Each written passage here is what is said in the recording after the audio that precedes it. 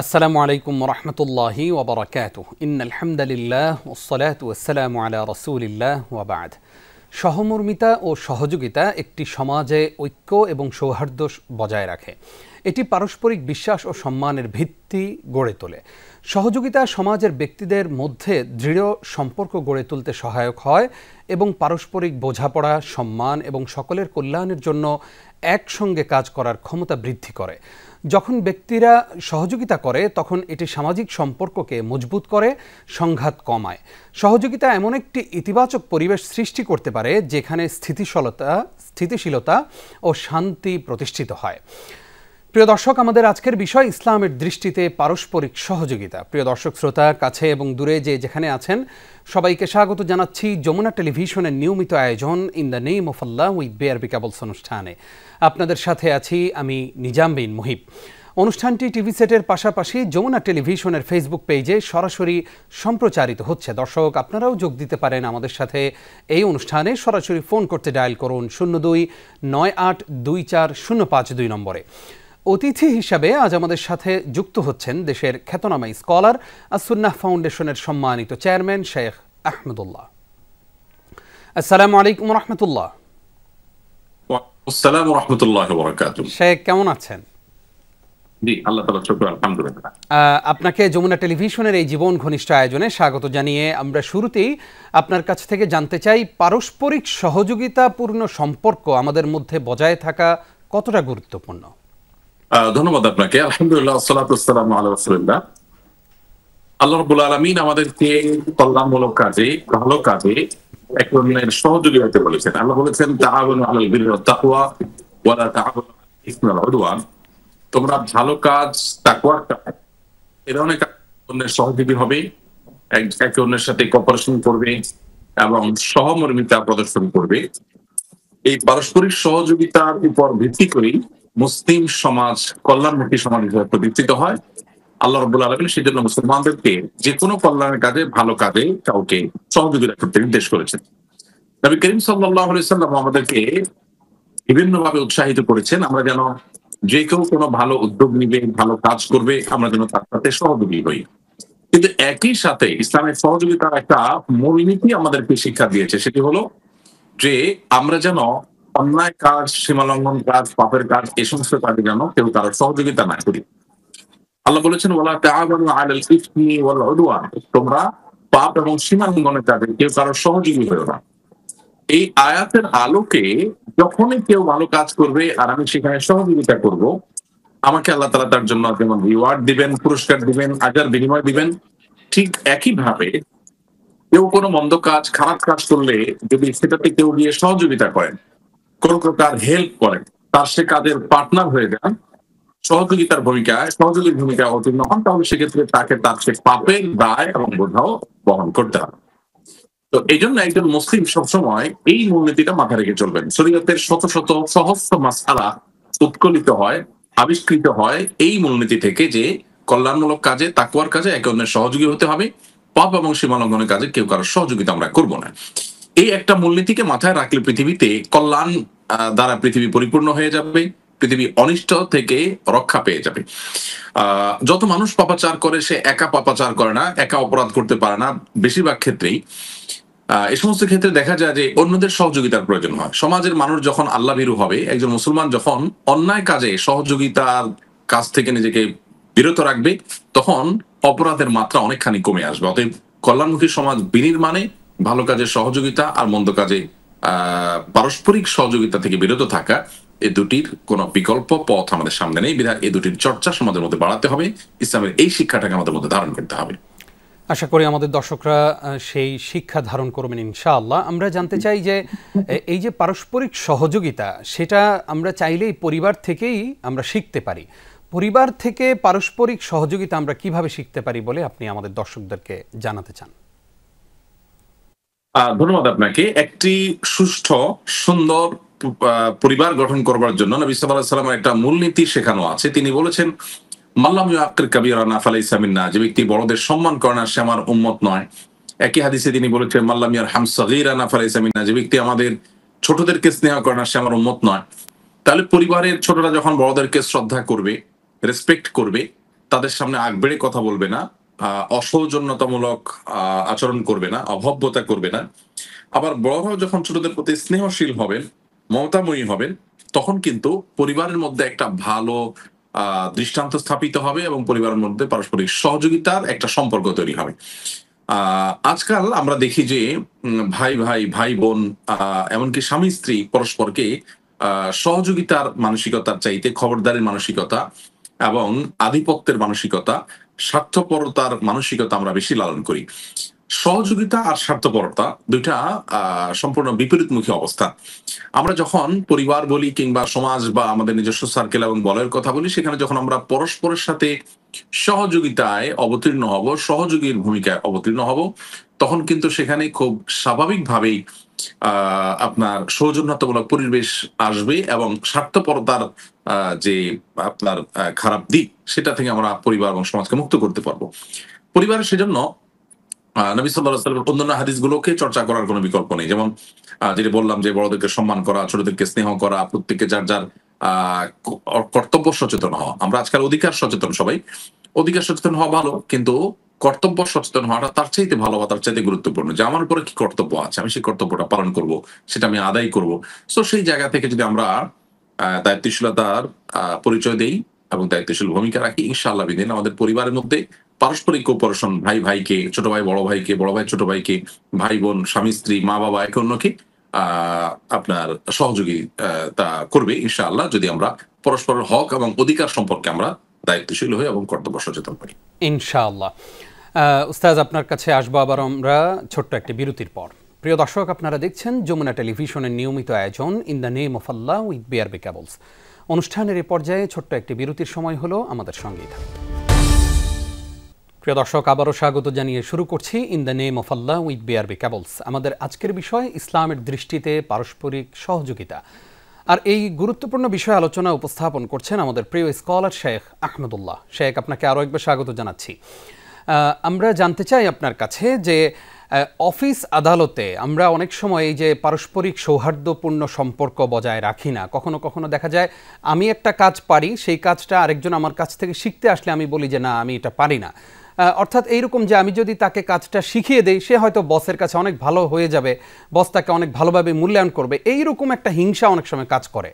তো অফিস আদালতে আমরা কিভাবে নিজেদের মধ্যে পারস্পরিক সৌহার্দ্যপূর্ণ সম্পর্ক এবং সহযোগিতার হাত একে অন্যকে বাড়িয়ে দেব বলে আপনি মনে করেন? ধন্যবাদ আপনাকে। কর্মস্থলেও আমাদের প্রোডাক্টিভিটি বাড়ানোর জন্য পারস্পরিক সহযোগিতা চর্চা করার কোনো বিকল্প পথ নেই আমাদের সামনে। এটা অবশ্যই একটা ভালো দৃষ্টান্ত। যদি আমরা পরস্পরকে আমাদের কর্মস্থলে সহকর্মীদেরকে আমরা সহযোগিতা করি, আমাদের সহকর্মীদের মধ্যে এক ধরনের কম্পিটিশন থাকে, বিশেষ করে অন্যকে পেছনে ফেলে সামনে চলে যাওয়া। এটা একটা ট্রেন্ড, এটা একটা আমাদের টেন্ডেন্সি আছে। কিন্তু এটার বিপরীতে আমি কারোর কাছ থেকে কোনো প্রকার সহযোগিতা পাই বা না পাই, আমি চেষ্টা করবো অন্যকে সহযোগিতা করার জন্য। আমরা অনেকে দেখা যায় কেউ আমার সহায়তা না করলে আমরা চাই যে আমি আর কাউকে সহায়তা করবো না। আমি একটা কাজ অনেক কষ্ট করে শিখেছি, একটা জায়গায় অনেক কষ্ট করে এসেছি, কিন্তু আরেকজন মানুষ সে জায়গায় অনেক কষ্ট করে আসুক, এটা চাইবো, এটা আসলে কোনো ইমানদারের জন্য ভালো কোনো বিষয় নয়। একজন ইমানদার তিনি চেষ্টা করবেন যে যেটা আমাকে অনেক কষ্ট করে অ্যাচিভ করতে হয়েছে, সেটা আরেকজন যেন তেমন কোনো কষ্ট করা ছাড়াই অ্যাচিভ করতে পারেন। আমি আমার জায়গা থেকে সেই সহযোগিতার মানসিকতা রাখবো।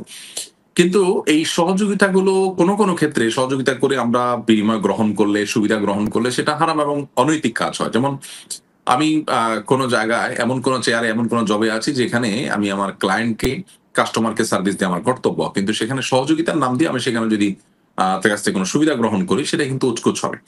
অতএব কর্মস্থলে পারস্পরিকভাবে সহকর্মীদের পরস্পরের মধ্যে সহযোগিতাপূর্ণ মনোভাব থাকা দরকার। দেখুন, আপনি প্রতিষ্ঠানগুলোতে বিভিন্ন কর্মস্থলে দেখবেন নামাজি মানুষ অনেক আছেন, দাঁড়িয়েওয়ালা মানুষ আছেন, পর্দা মেনটেন করার মানুষ আছেন, কোরআন তেলাওয়াত করার মানুষ আছেন। এগুলো ইবাদত আমরা জানি, কিন্তু একই প্রতিষ্ঠানগুলোতে একই ব্যক্তিকে আপনি দেখবেন খুব কম যে সে তার অন্যান্য সহকর্মীদের প্রতি আন্তরিক এবং তাদেরকে কাজ শেখানো, নিজে যেটা জানেন তাদেরকে সেটা জানানো, তাদেরকে আগে বেড়ে যেতে সহযোগিতা করা, কোঅপারেশনের মানসিকতা রাখা, এটা খুবই কম। তো একজন মুসলমান হিসেবে আমাদের ইসলামকে, আমাদের ইমানকে, আমাদের চরিত্র এবং আখলাককে ডেভেলপ করার জন্য, উন্নত করার জন্য আমাদের এই মানসিকতাটাকে ব্রড করতে হবে যে আমি কর্মস্থলেও আমার সহকর্মীদেরকে সহযোগিতা করবে। সে যদি আগে বেড়ে চলে যায় আলহামদুলিল্লাহ, আমি আমার জায়গা থেকে চেষ্টা করব উপরে থাকার, কিন্তু আমার শেখানোর মাধ্যমে কেউ যদি ভালো কিছু করতে পারে তাহলে তার জন্য আল্লাহর কাছ থেকে আমি রিওয়ার্ড পাবো, সওয়াব পাবো। ওই লোকটার কাছে সারা জীবনের কৃতজ্ঞতা আমার পাওনা হিসেবে থাকবে, মানসিক একটা প্রশান্তি থাকবে। আর জি যদি অন্যকে অসহযোগিতা করি, সে আমার অসহায়তা সত্ত্বেও দেখা যাবে যে সে আগে বেড়ে গেছে, তখন আমার কষ্টের কোনো শেষ থাকবে না, মনোবেদনা নিয়ে আমি নিজে অসুস্থ হতে থাকবো এবং করে করে শেষ হবো। এই জন্য কর্মস্থলেও আমাদের পরস্পরের প্রতি সহযোগিতাপূর্ণ মানসিকতা লালন করা এটা একটা ইবাদত, এবং সেই ইবাদতের চর্চাটা আমাদের মধ্যে বাড়াতে হবে। আমরা নামাজ রোজার ইবাদত যেরকম গুরুত্ব বুঝি, মানুষকে ভালো কাজে, কল্যাণের কাজে সহযোগিতা করা এটা যে ইবাদত সেটা আমাদের বোঝা দরকার। সেক্ষেত্রে আমরা ইনশাআল্লাহ পরিপূর্ণ মুসলমান হতে পারবো। ইনশাআল্লাহ, ইনশাআল্লাহ। অনেক গুরুত্বপূর্ণ একটি বিষয় আমরা জানতে পারলাম আপনার মাধ্যমে। শেখ, আমরা এবার জানতে চাই, মাহে রমজান অত্যাসন্ন। মাহে রমজান আসলে আমরা দেখি যে আমাদের মা বোনদের অনেক ব্যস্ততা বেড়ে যায়।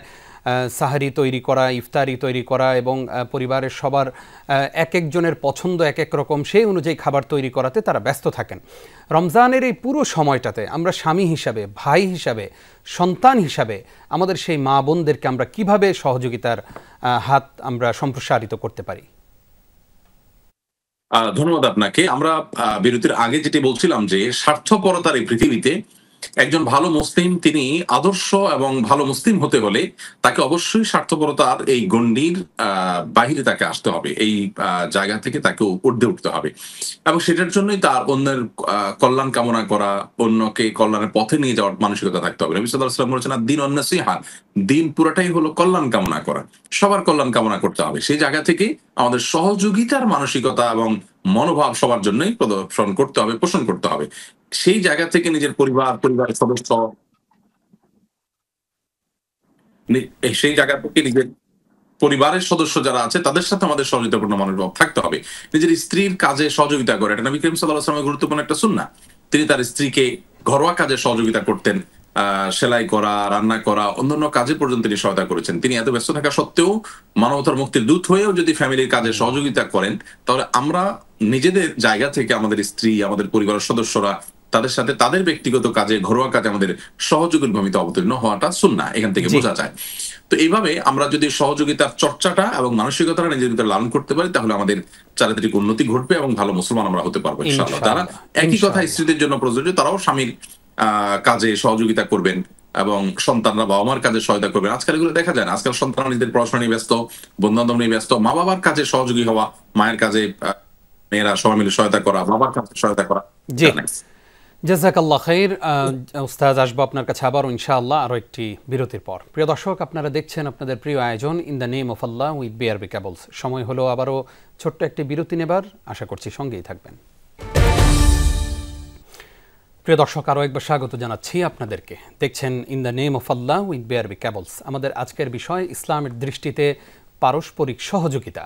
আর এই গুরুত্বপূর্ণ বিষয়ে গুরুত্বপূর্ণ আলোচনা পেশ করছেন আমাদের প্রিয় স্কলার, আস-সুন্নাহ ফাউন্ডেশনের সম্মানিত চেয়ারম্যান শেখ আহমদুল্লাহ। শেখ, আপনাকে আরও একবার স্বাগত জানাচ্ছি। আমরা জানতে চাই যে পারস্পরিক সহযোগিতা যদি আমরা একে অন্যকে করি, তাহলে এর কি প্রভাব সমাজে পড়তে পারে? পারস্পরিক সহযোগিতা যদি আমরা অব্যাহত রাখি, তাহলে কি প্রভাব পড়তে পারে? যদি একে অন্যকে সহযোগিতা না করি, পারস্পরিক সহযোগিতা যদি অব্যাহত না রাখি, তাহলে এর কি বিরূপ প্রতিক্রিয়া পড়তে পারে? জি, বুঝতে পেরেছি। দেখুন, পারস্পরিক সহযোগিতা বিশেষ করে ভালো কাজে, কল্যাণের কাজে, এটা যদি করার মতো মানসিকতা আমাদের না থাকে, তাহলে আমাদের চারিত্রিক ত্রুটি হিসেবে বিবেচিত হবে। আমি ভালো মুসলিম হতে পারবো না, আল্লাহর কাছ থেকে কাঙ্ক্ষিত পুরস্কার বা রিওয়ার্ড আমরা পাবো না।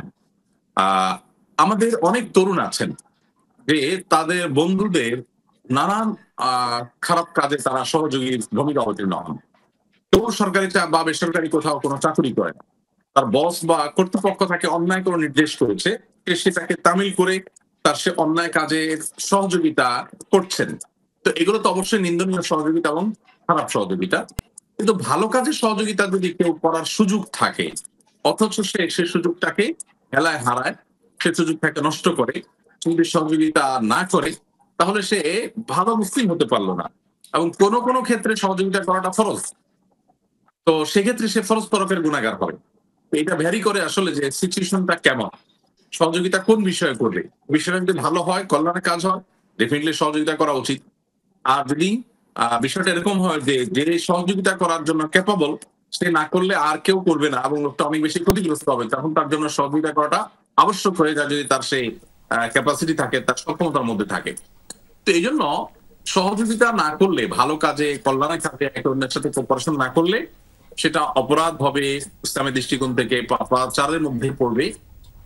যদি সেটা এই লেভেলের হয়, অর্থাৎ আমার সহযোগিতা করার ক্যাপাসিটি আছে, আমি না করলে লোকটা ক্ষতিগ্রস্ত হবে, তাহলে সেক্ষেত্রে আমি সহায়তা না করলে গুনাহগার হবো, আল্লাহর কাছে অপরাধী হবো। আর জেনারেল এবং সাধারণ অবস্থাতে যে কোনো ভালো কাজের সহযোগিতা করলে আমি সওয়াবের ভাগীদার হবো, আর যদি না করি তাহলে সেক্ষেত্রে আমি ভালো মুসলিম হতে পারলাম না, একটা সুযোগ আমি হাতছাড়া করলাম আল্লাহ তাআলার প্রিয় পাত্র হওয়ার জন্য। আল্লাহ তাআলা বলেছেন হাদিসে কুদসিতে, আল্লাহু ফি আউনিল আবদি মা কানা আবদু ফি আউনি আখি। মানুষ যখন তার মুসলিম ভাইয়ের সহযোগিতায় থাকে, আল্লাহ তাআলা তখন সে বান্দার সহযোগিতা করেন। এই জন্য নবী সাল্লাল্লাহু আলাইহি ওয়াসাল্লাম বলেছেন, যে ব্যক্তি কোনো মুসলমানের কোন বিপদ থেকে তাকে উদ্ধার করার জন্য চেষ্টা করেন দুনিয়াতে, আল্লাহ তাআলা কিয়ামতের ময়দানে তাকে কঠিন বিপদ থেকে উদ্ধার করবেন।